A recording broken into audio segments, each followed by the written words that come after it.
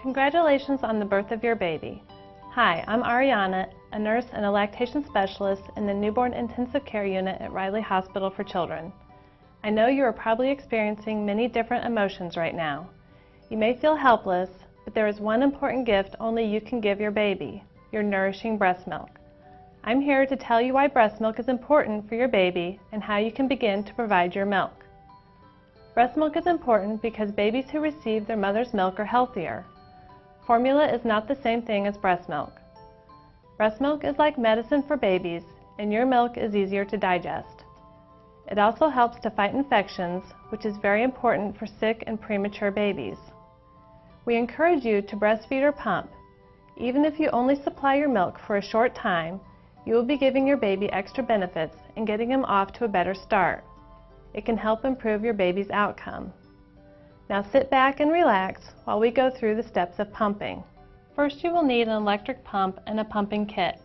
Ask your nurse for help in getting these. The pump we're using is a Medela Symphony, but there are other kinds available. The kit may be different depending on what pump you use. If you use one that other moms are using also, always clean the pump with a disinfectant wipe before and after you use it. If the wipes aren't in the room, ask the nurse for them. Clean the pump. It's important to keep all of your pumping equipment clean. Then wash your hands using soap and water or an alcohol-based hand sanitizer. Next, let's put the parts together for the Symphony pump. First, put the round pieces or membrane caps with tubing on the top of the pump and use the palm of your hand to push the round pieces into place. Close the lid and do not let the tubing touch the floor. Make sure the tubing is pushed tightly into the membrane caps. The breast shield is the funnel-shaped piece that covers the breast. Attach the breast shields to the connector. The rest of the parts are already put together for you in the kit. Attach the tubing to the small hole on the back of the piece that has the bottle connected to it. Find a comfortable chair.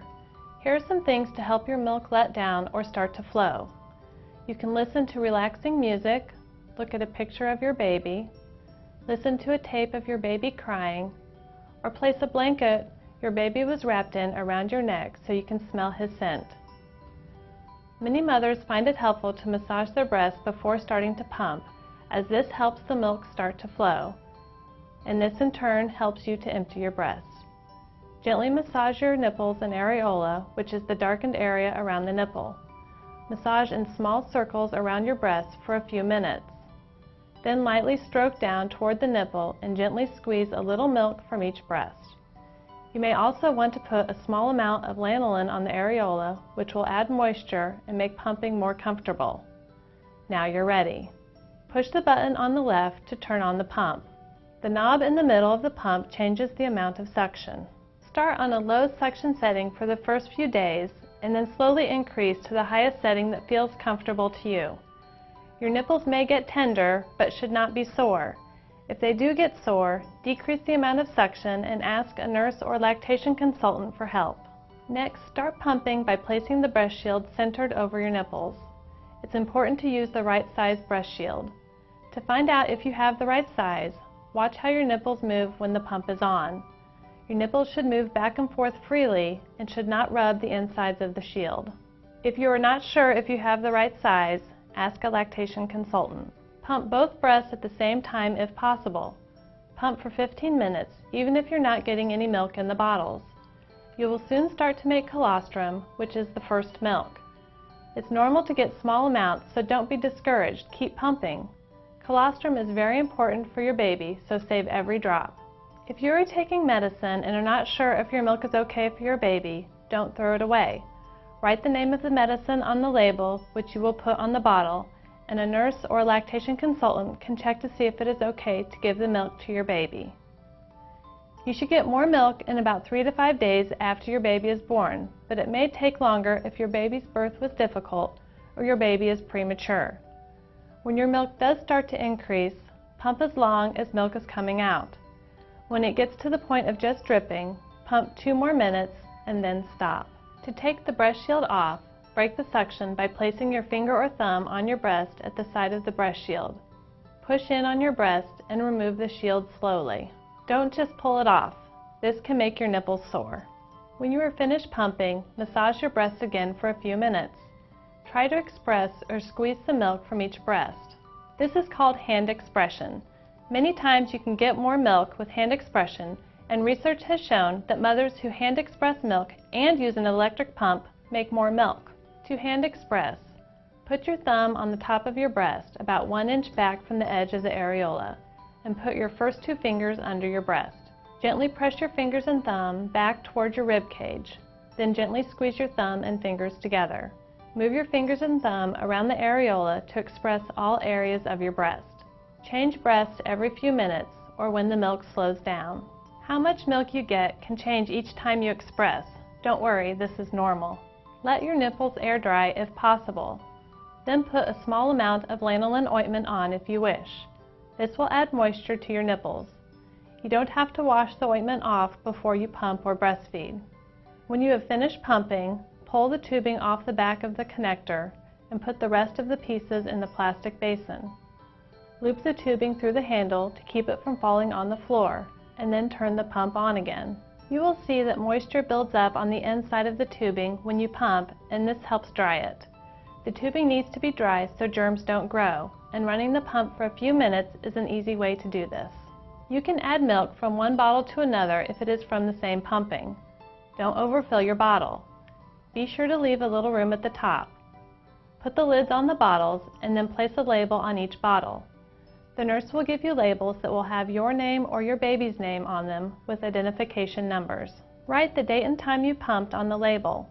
Your milk should be put in the refrigerator within 1 hour of pumping. Give it to the nurse so she can do this. Let's go back to the pieces in the plastic basin. Any piece that gets milk on it will need to be washed after each pumping. Take the pieces apart like this.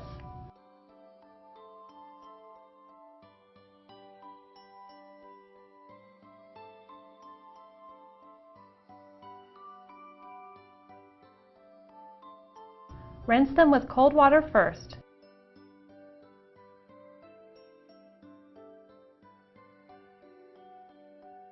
And then wash them with warm or hot soapy water in the plastic basin. Use liquid soap, not the hand soap at the sink. If you need soap, ask your nurse.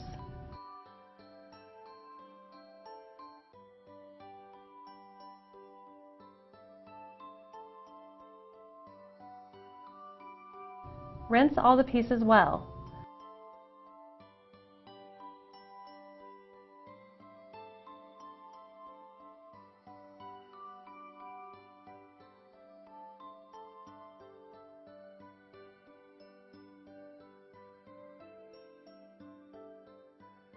Lay them on a clean towel or burp cloth on the counter.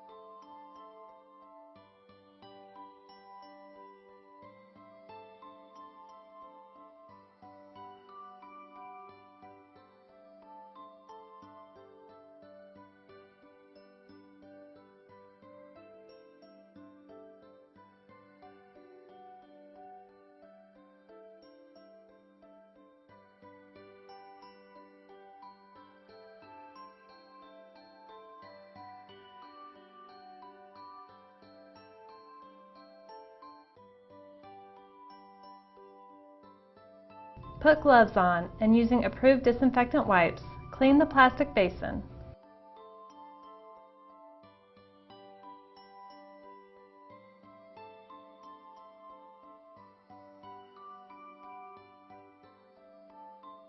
Let the basin air dry for 2 minutes. Place another clean burp cloth inside the plastic basin.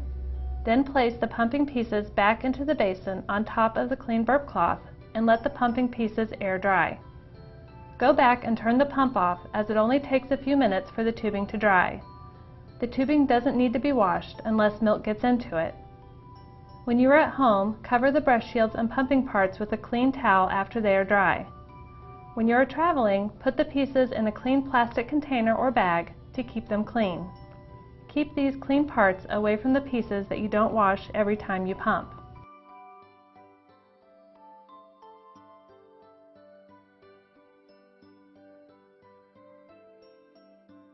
Now let's put all the pieces back together so you know how to get them ready to pump the next time. Attach the white membranes or round rubber pieces to the yellow plastic piece or valve. The little bump that sticks out pushes into the small crescent-shaped hole. Push the yellow piece into the connector piece where you see the round part. Next, attach the breast shield like this.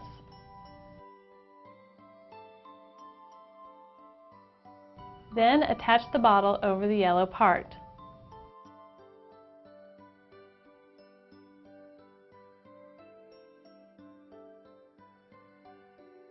Attach the tubing to the back of the connectors, pushing it into the small hole. Now you're ready to pump again. Here are some important things to remember. If you aren't able to breastfeed your baby, it's important to start pumping as soon as you can. Hopefully you can do this within 6 hours of your baby's birth. Pumping your breast helps them make milk, so keep pumping even if you aren't getting any milk. Think of pumping as feeding your baby. A baby normally eats 8 to 12 times a day, so it's important for you to pump every 2 to 3 hours, or at least 8 to 10 times in a 24-hour period, including one time in the middle of the night. The reason for this is to make sure you have enough milk by the time your baby goes home from the hospital. So even if your baby isn't able to eat right now, you still need to pump frequently to start making milk for later. It's normal for your nipples to be tender at first when pumping or breastfeeding, but it's not normal for them to be sore. If your nipples are red, cracked, or bleeding, tell the nurse or lactation consultant right away so they can help. If for some reason you aren't able to start pumping right away, don't give up hope.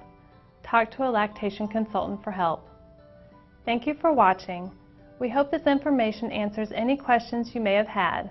If you have more questions, ask your nurse or call your baby's hospital. You can find the phone numbers in the pumping booklet that was given to you.